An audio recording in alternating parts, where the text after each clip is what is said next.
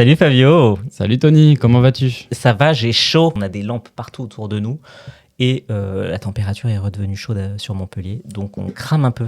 C'est vrai, c'est vrai. Nous avions parlé lors du dernier épisode des LGBT dans la pop culture. Oui, plein de beaux souvenirs. On revient aujourd'hui avec un tout autre sujet qui n'a rien à voir. Non, rien du tout. Alors on l'aime autant qu'on la déteste, mais en tout cas elle fait partie intégrante de la communauté aujourd'hui. La GAP. Grindr. Bonjour, je suis Tony Silver, créateur de contenu pour adultes, majoritairement gay. Je suis podcasteur, twitcher, des noms à rallonge, en veux-tu, en voilà, bref, chevalier de la confrérie de l'homosexualité. Oh wow. Et je suis Fabio Stallion, je suis créateur de contenu pour adultes, acteur X, performeur... modèle, muse. Oh waouh, tout ça, tout ça. Bon bref, vous savez, je ne me présente plus. Oh, écoutez, je suis... Oh, pardon. Oh, pardon. Alors pourquoi on a choisi ce sujet, Tony? Eh ben, en vrai, ces derniers temps, on voit pas mal de livres, d'articles qui parlent de Grindr et comment ça a impacté nos vies et notre communauté. Et je me suis dit, on tire beaucoup à boulet rouge sur l'application sans vraiment chercher plus loin. Et je voulais un peu plus gratter le vernis qui est un peu écaillé.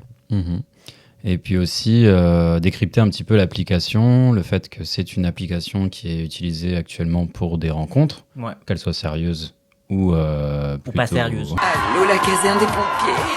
Je suis en feu. J'ai trouvé intéressant d'en parler parce que c'est une application qui existe depuis très longtemps et qu'elle a un petit peu métamorphosé la façon de rencontrer d'autres gays, de consommer sexuellement. Il y a vraiment un avant et après Grindr, quoi. Ouais.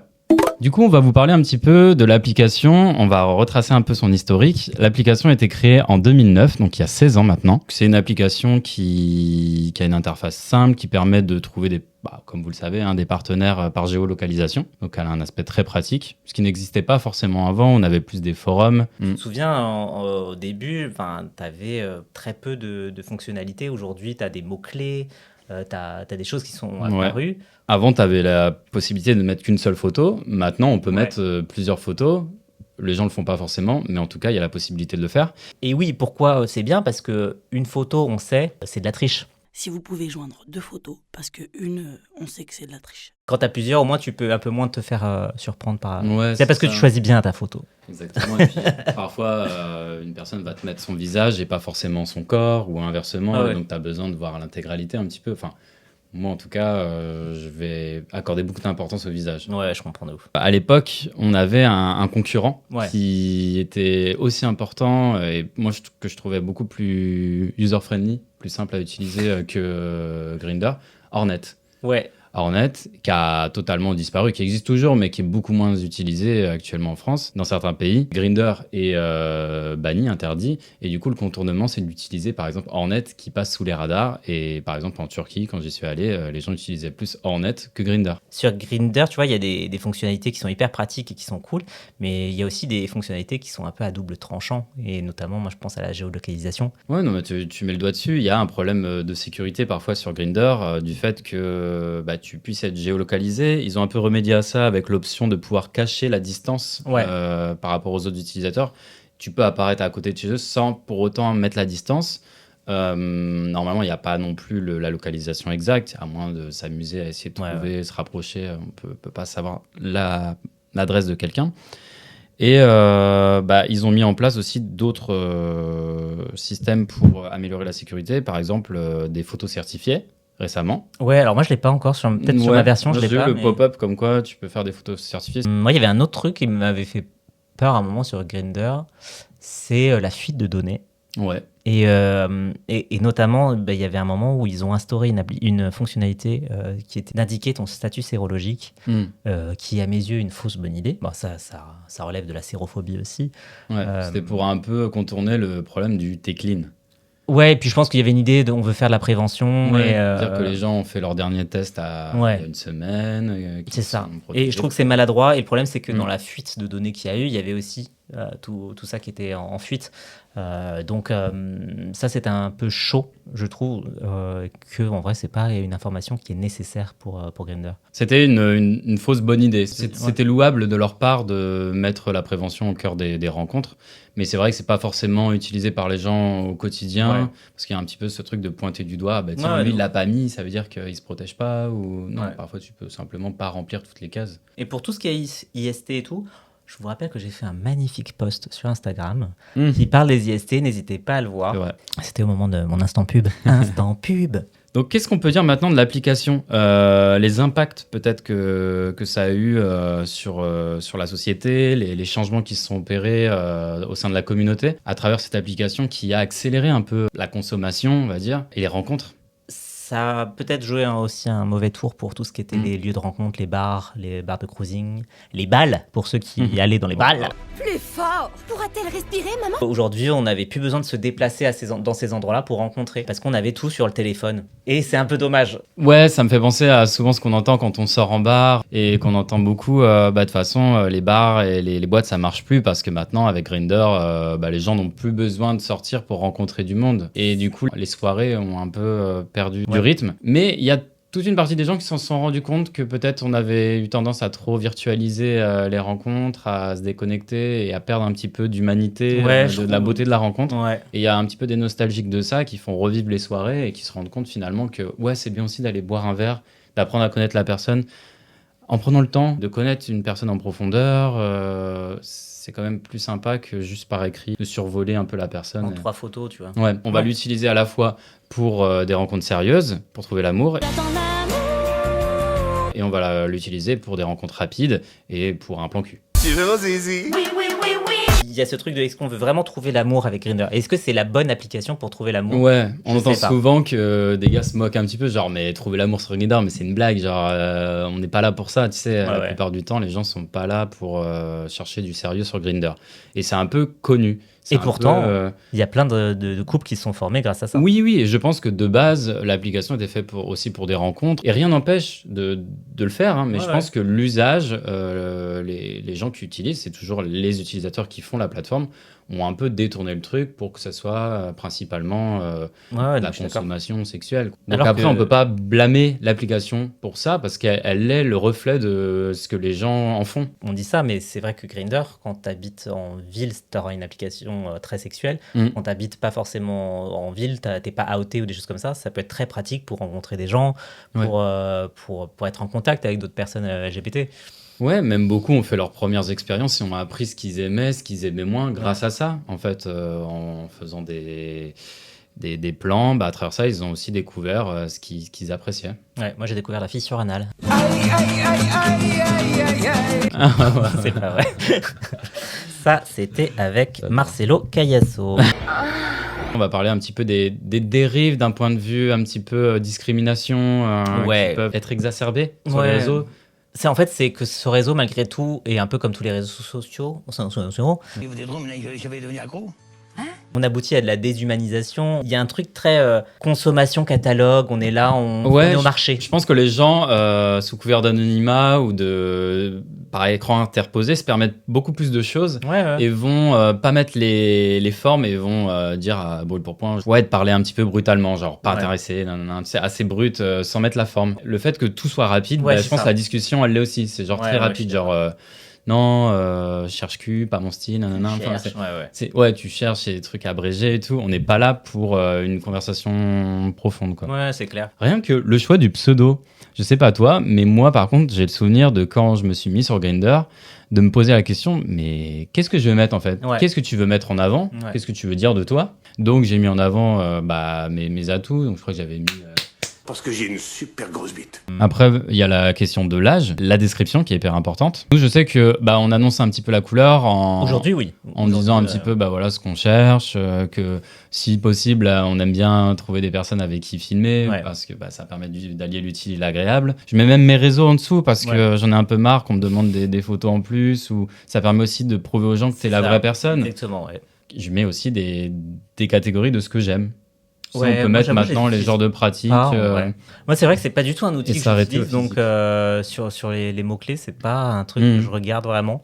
En fait, Oui et non, t'as raison, parce que des fois, je vois certains mots-clés, je suis là, genre, ah non, pas du tout, en fait. Ouais. Donc, je te parle pas. Ouais, c'est vrai. Je l'utilise plus dans ce sens-là, mais je vais pas chercher. Mais des fois, je me dis, si les personnes ont mis dans les mots-clés, c'est que c'est important pour elles. Ça permet la vitesse quoi, de tri. Un peu comme la photo. On va d'abord, qu'est-ce qui va trier souvent La photo. On va pas se mentir, on va La tous photo. regarder la photo. Une clairement. personne qui a pas de photo, qui vient me parler, ça va me saouler. J'avoue, les sans photos, ça ça me Bah, je crois qu'en plus, le tri, c'est une fonctionnalité qui, au bout d'un moment, est payante. Tu peux peut-être trier sur un critère, mais pas sur plusieurs quand tu recherches tout ça. c'est une appli gratos, hein, donc on peut pas avoir le beurre, l'argent du beurre, dans le sens où faut bien à un moment payer les développeurs. C'est ça. C'était l'avantage de cette appli, c'était qu'elle était gratos aussi. Donc là, aujourd'hui, il y a de la pub, c'est chiant, et on râle, et je râle tout le temps à propos des pubs, parce que tu peux pas tenir 3 secondes sans avoir une pub. Mais en même temps, c'est gratos. Moi, sur la discrimination, je rajouterais que c'est un peu compliqué. Moi, des fois, quand je vois les bios ou les descriptions, il y a des choses que je supporte pas. Par exemple, no fat, no black, comment on va dire, j'ai déjà un daddy. Enfin, tous ces mots-là où tu vas mettre tes préférences, et chacun peut avoir ses préférences, c'est pas la question. Mais le fait d'afficher comme ça et de trier aussi vite, on est encore dans la déshumanisation, et des fois, c'est insupportable. Moi, un truc que je déteste lire, no femme, enfin, vraiment, ça, c'est des trucs où ça m'énerve, parce que on est sur de la folophobie. Et encore une fois, les gens vont se permettre de le faire parce que c'est avec virtuel. un écran. Et d'ailleurs, qu'est-ce que tu penses, toi? Parce qu'il y a aussi une catégorie ethnicité sur Grindr. Je pense que c'est beaucoup plus lié aux États-Unis, où ce truc-là de dire est-ce que t'es un caucasien, latino, tout ça, caucasien, afro. En vrai, je suis là, genre. On s'en fout. Il y a une des fonctionnalités qui a été ajoutée, c'est les pronoms. Et celle-là, je la trouve cool, en fait, parce que ça permet aussi un peu de savoir comment tu t'adresses à la personne.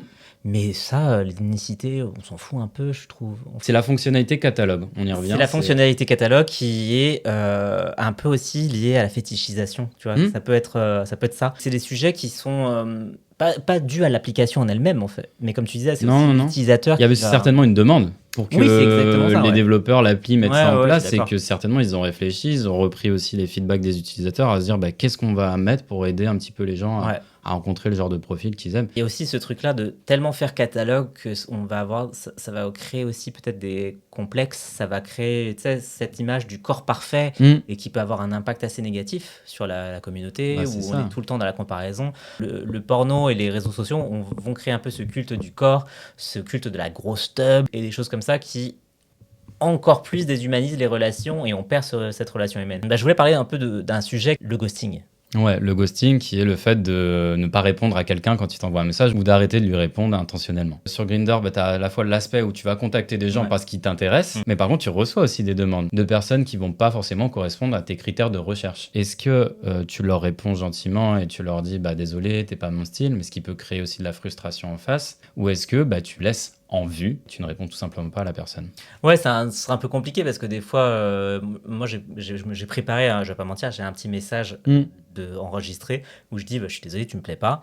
J'ai trouvé une formulation pour que ce soit pas violent, parce que bien sûr, pareil. Mais en fait, des fois, j'envoie ce message en disant je suis désolé, et en fait, tu te retrouves avec des messages genre ouais, mais en fait, qu'est-ce qui te plaît pas chez moi? J'ai fait la démarche de mettre les formes pour mettre les formes, et donc du coup, des fois, t'as pas envie de répondre. Pour lier au ghosting, c'est vrai que je pense qu'on critique tous le ghosting, mais qu'on le fait tous aussi. Un peu ce truc de on commence une conversation, puis d'un coup, en fait, on se dit ouais, en fait, non, ça me plaît pas.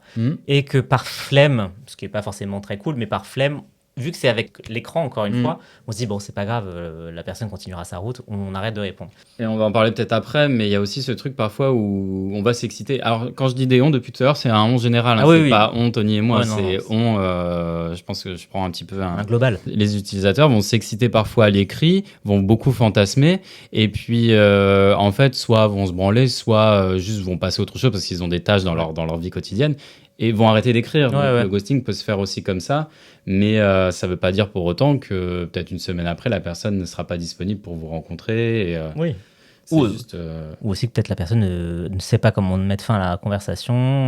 Ça va être voilà. Se sentir un peu obligé de faire la conversation alors que elle n'est pas intéressée.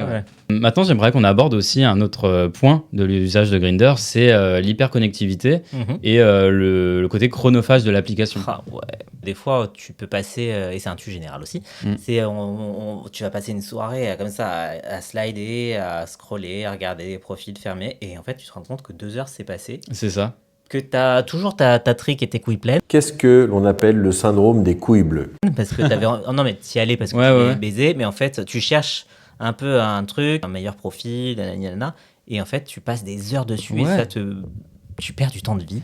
Bah en fait, vu que tu l'as toujours dans la poche, que ce soit chez toi ou en déplacement, mais c'est un peu le truc de dire bon, bah, je vais checker mes messages et tu passes du temps dessus à scroller et puis à pas forcément donner suite, mais juste à t'exciter, à regarder des profils. Et ça peut aussi, paradoxalement, parce que l'appli est faite pour rencontrer, mais isoler les gens. Ah oui, je pense. Et faire qu'on se déconnecte un petit peu de la réalité, qu'on perd du temps à ne pas rencontrer des gens, mais juste à discuter de façon survolée avec ces personnes-là. C'est un peu cette recherche du plaisir permanent. Ouais. Mais les applis sont faites comme ça. On sait, ce que j'allais dire, c'est que c'est au-delà de Grindr, c'est que tu regardes Instagram, tout ça. Il y a des soirées où ça m'a choqué, où j'étais là, et ce que je dis, hein, le truc d'être sur Grindr, après tu passes sur Twitter, parce que c'est aussi notre outil de travail, on regarde les messages, on répond, tac, et en fait tu fais ça, Instagram. Entre Insta, Twitter, Grindr, t'es comme ça. Ça marche pour tout, hein, TikTok, ou si vous êtes des utilisateurs de Facebook à l'ancienne, entre guillemets. Mais oui, mais c'est valable pour tout. Ce truc-là où en fait les réseaux sociaux peuvent te faire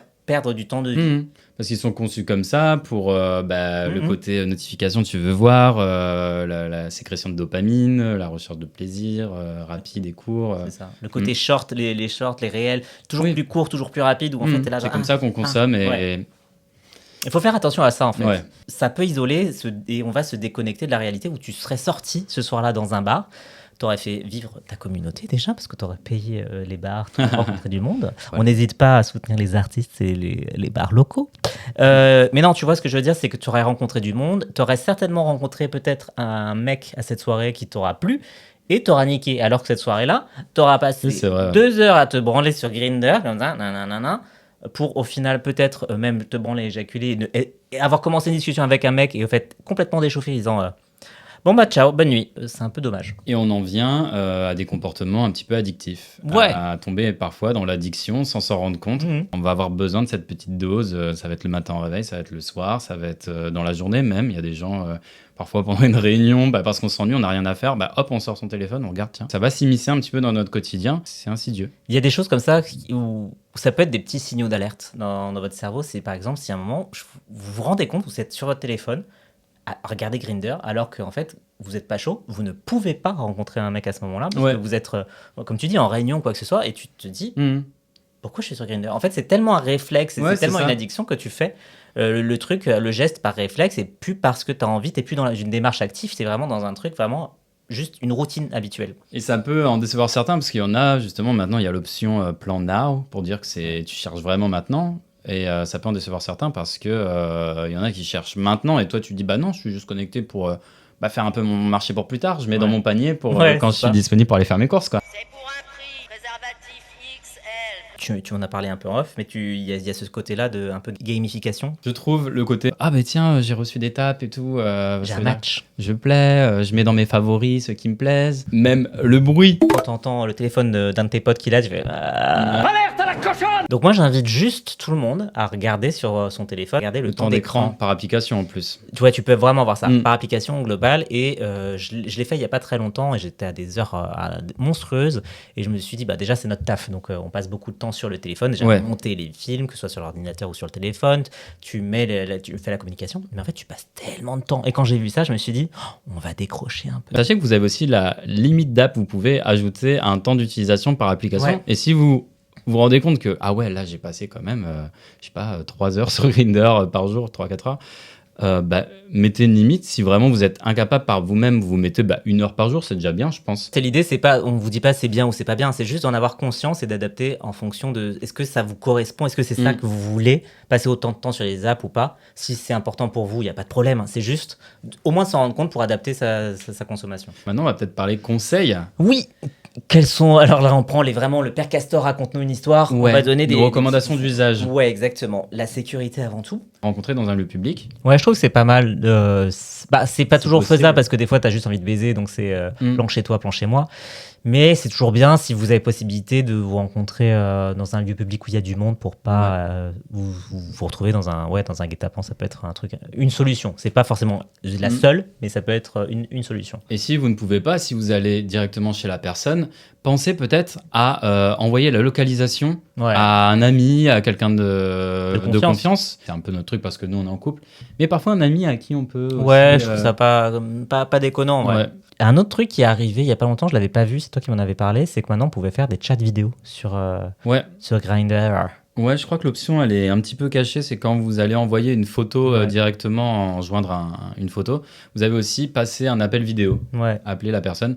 Donc ça, parfois, ça se fait aussi pour des personnes. Moi, je l'ai vu parce que certains voulaient pas m'envoyer leurs photos. Hyper scred, en mode, non, mais moi, j'envoie pas de photos. J'ai trop peur qu'elles soient réutilisées. Au cas où, tu sais, ces personnes, on a envie de usurper leurs identités.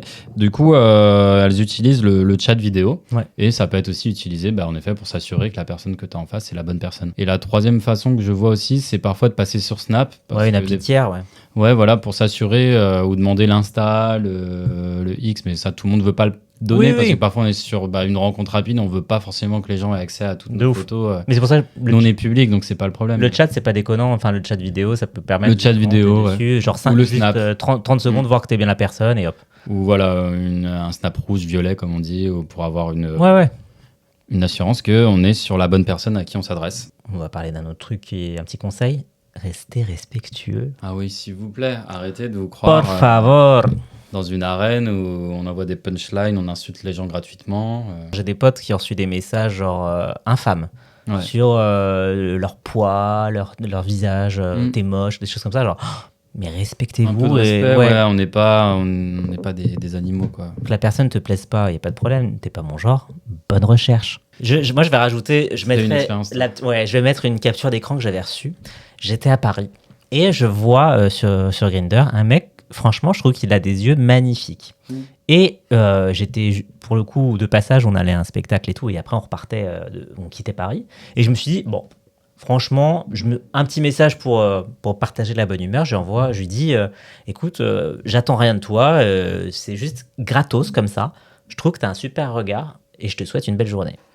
J'ai eu en réponse, ta gueule. Alors que c'était hyper gentil, c'était un compliment gratuit. Le mec n'était même pas forcément ton genre de manière générale. Non, c'est juste il avait des beaux yeux. Juste, t'avais envie de lui faire un compliment. Peut-être dernier point, on va parler de s'assurer aussi du consentement. Consentement de dick pic, consentement de choses qu'on peut se dire ou ne pas se dire sur l'application. Moi, j'aime bien quand même un petit peu échanger 3 mots avant quand même d'envoyer des photos. Surtout qu'en plus, maintenant, il y a l'option. Tu sais, tu peux afficher si les pics NSF sont not safe for work. Ah oui, c'est vrai. Sont acceptés ou pas. T'as cette option-là. Et ça, c'est une bonne fonctionnalité, je trouve. Et vraiment, un truc qui peut avoir tendance à me refroidir, c'est un mec anonyme qui m'envoie son cul ou sa bite. Je préfère voir en priorité ton visage. Ouais, mais ils assument pas, ils préfèrent montrer leur cul. Ouais. Et puis, je sais pas, moi, après, c'est mes goûts. Et on n'est pas là pour parler de moi. Alors, ta gueule, Tony. Ta gueule. On va vous raconter chacun une anecdote qu'on a eue sur Grindr. Alors, une fois, j'étais un petit peu coquin, j'étais sur l'application Grindr, et puis je vois un mec qui est à 15 km de chez moi, c'était en région parisienne. Et je me dis, vas-y, je suis vraiment coquin, il me plaît bien. Temps de merde, je prends la voiture, il pleut à verse et tout. Je me tape un peu plus de temps que prévu parce qu'il y a des bouchons sur la route. Et là, il y a un gars qui m'ouvre la porte. Et en fait, c'était pas du tout le mec des photos. Oh my god! What is that? Donc j'arrive, le mec me dit, ah mais non, mais reste, en fait, c'est les photos de mon cousin ou de mon coloc, je sais plus. Prends le thé avec moi, j'ai préparé le thé, le café et tout, t'inquiète, il arrive. Ça te met dans une sorte de guet-apens d'obligation. Ouais. Moi, pour le coup, non. C'était, écoute, tu m'as fait me déplacer pour rien. Je me calme et je rentre chez moi. Et puis voilà, j'ai rien fait avec cette personne qui espérait quand même que je fasse des choses avec elle. Ouais, je pense qu'il y a une volonté un peu de prendre au piège la personne et se dire soit il va faire un peu du sexe de politesse en disant je suis là, j'ose pas dire non, donc je vais le faire. Ouais. Soit au contraire se dire maintenant que t'es là et que t'as les couilles pleines, autant que tu. Ouais, mais non, ça marche pas en fait. J'ai eu une belle anecdote. Voilà. J'étais à Paris. Et un peu soir chaud, je rentrais d'un shooting à Lille. Et je rentre, je fais un arrêt par Paris, j'ouvre Grindr. Et là, je vois un mec canon à 200 mètres de chez moi. Je regarde son profil et là, je vois que c'est un acteur X. C'est Lucas Toblerone. Et je lui dis, écoute, je suis un acteur aussi, ça te dit, on a envie tous les deux, on se fait un truc et on en profite pour filmer un... Vous aviez la même envie. Ouais, et il m'avait dit, par contre, j'ai pas du tout envie de faire de la sodo, donc juste un... Et je fais, franchement, avec grand plaisir, J'avais la flemme aussi de me faire prendre. Oui, bah après, on en parle. Hein, le lavement n'est pas obligatoire. Enfin, l'injonction au lavement n'est voilà. Bref, on va. Crotte fait jamais plaisir. Mais non, mais juste flemme à ce moment-là de me faire enculer. Surtout quand j'ai vu son braquemar, j'étais là. Et donc on a fait un plan. Ça ne s'improvise pas, ça. Ah non, ça s'improvise pas. Et j'y suis allé. On a passé. À la base, on voulait faire un petit truc rapide et je suis resté peut-être 2-3 heures avec lui où on a discuté, on a fait un peu la vidéo et tout. Et c'était une super rencontre. Donc rencontre Grindr plus boulot, vidéo avec un acteur tout bénef, hyper bien monté. Magnifique en Belle plus. rencontre. Ouais, magnifique. Et justement, on vous a posé la question de savoir si vous aviez des expériences marquantes, qu'elles soient positives ou négatives, et on vous a donné la parole à travers la story de Tony. C'est l'heure du répondeur. Alors, Grindr, j'ai rencontré quelqu'un sur l'appli, c'était exclusivement pour s'amuser, et puis moi à ce moment-là je cherchais du travail, et lui un employé, du coup j'ai accepté le poste qu'il m'a proposé, en plus ça me plaisait bien, c'était bien payé, etc. Et sauf qu'au fur et à mesure du temps, il a fait de l'abus de pouvoir, donc en gros il faisait du chantage si je voulais pas avoir de relation sexuelle avec lui, sauf qu'un jour ça a été beaucoup trop loin. Là ça fait 11 mois que j'étais en arrêt maladie. À cause de ça, j'ai juste de quitter l'entreprise, j'ai réussi à faire une rupture de contrat et une procédure judiciaire est en cours contre la personne. Donc juste faites attention à qui vous rencontrez sur Grindr, et ne faites pas confiance aux gens comme ça. Voilà, faites attention à vous, gros bisous. Ouais, histoire pas facile. On est sur tout ce qui va pas, hein, donc que des red flags sur l'utilisation, de la hiérarchisation pour de la domination pour écraser les autres, le chantage, rien. Ce qui peut commencer comme une bonne histoire d'utiliser Grindr pour finalement trouver un collègue qui va être de notre communauté, d'utiliser un peu comme un LinkedIn, c'est avéré en fait être un traquenard. Il y avait l'expression No job in job. Ne pas mélanger le professionnel et le sexuel. Bon, pour nous c'est un peu compliqué, mais oui, en dehors de cette activité. Mais oui, c'est vrai que c'est toujours compliqué. J'avais déjà couché avec un collègue entre un semi-collègue, justement, et je me suis permis de baiser avec parce qu'il n'était pas dans ma boîte. On co-travaillait au même endroit, mais on n'était pas dans la même boîte. Parce que dans ce cas-là, ça pose moins un problème. Mais sinon, je crois que j'ai toujours essayé d'esquiver. Deuxième histoire. 2 anecdotes sur Grindr pas positives. La première, c'est un gars d'une 50aine d'années qui m'affirmait que le VIH n'existait pas, un gros complotiste, comme quoi on ne connaissait personne de notre entourage qui était décédé du VIH, etc., etc. Donc c'était un bon champion. Et le deuxième, j'ai eu ce gars qui, en apprenant mon métier, m'a tout simplement dit qu'il ne couchait pas avec des fonctionnaires. Voilà, c'était assez inattendu. Voilà, je peux comprendre encore pour des divergences politiques, etc. Mais juste parce que j'étais fonctionnaire. Voilà, bisous. Ah, waouh. Ouais, on tombe sur des profils qui sont le reflet de la société parfois. Hein. Il y a de tout dans la nature et du coup des divergences d'opinion et des avis un peu tranchés parfois. Alors, sur le VIH, on n'est pas sur une opinion, on est sur la stupidité. Ah oui, non, mais là, je suis d'accord. Je sais. C'est juste qu'en tant que moi, virologue, ça passe pas. Ça peut me foutre les nerfs. Je peux perdre très vite patience sur ça. Et sur la deuxième, j'avoue, je comprends pas. Le truc de je couche pas avec des fonctionnaires. C'était les convictions politiques de la personne, je pense. Elle devait dire mais ces personnes-là, elles sont payées à rien faire, elles sont trop bien payées. T'as été maltraité par une mairie, toi. Le laissez-passer à 38. Vous avez le formulaire bleu? Le formulaire bleu? Troisième et dernier message. Écoute, moi, mon histoire sur Grindr, j'ai l'impression que c'est pas l'histoire que beaucoup de personnes ont. Du moins dans mon entourage, j'entends beaucoup dire que sur Grindr, on trouve que des plans et que des mecs en chien et tout ça. Et moi, il y a maintenant 2 ans, je discutais avec un petit joli brésilien très mignon qui était pas très loin de chez moi, qui était en France pour un séjour à l'étranger parce qu'il faisait des études en France du coup. Et on a commencé à se voir, à se fréquenter, c'était très sympa, mais on voulait rien de sérieux parce qu'il était censé partir dans quelques mois et du coup on voulait pas plus. Sauf que quelques mois plus tard, quand il a fallu partir, on n'a pas réussi à se dire au revoir. Donc on a décidé de se mettre en couple et de tenter une aventure à distance. Et du coup, maintenant, ça fait 1 an et demi que ça fonctionne. Et là, je suis au Brésil avec lui. Donc c'est top, c'est chouette. Comme quoi, sur Grindr, on peut quand même trouver des trucs un peu sympas. Voire très sympas. Alors, premièrement, je te déteste, toi qui es au Brésil. Voilà. Tu nous écoutes? Vai te fuder, caralho. Voilà, c'était mon petit mot d'amour. Non, deuxièmement, pourquoi on déteste? Parce qu'on aimerait beaucoup y aller pour nous aussi faire de belles vidéos avec des Brésiliens. Hein. Ah ouais. Pas de raison en fait. On aime le Brésil. Hein. Coucou aux amis brésiliens, Igor, on n'hésite pas. C'est ça, on se voit bientôt. Et puis en vrai, ça fait du bien, une belle histoire. C'est clair. Non, ça fait du bien de terminer sur une note comme ça. Ouais, on diabolise Grindr, on a une mauvaise idée, une mauvaise image de Grindr et tout. Mais il y a des belles choses qui peuvent se faire. C'est ça. Maintenant, les rencontres se font beaucoup virtuellement, donc je pense que Grindr est une bonne plateforme pour ça aussi. Hein. Merci à vous pour les messages sur le répondeur. Ouais, je pense qu'on continuera d'utiliser ce format sur Instagram avec la réponse vidéo. Tu as trouvé la fonctionnalité. Ouais, elle est bien celle-là. Donc pour les prochains épisodes et les prochains sujets.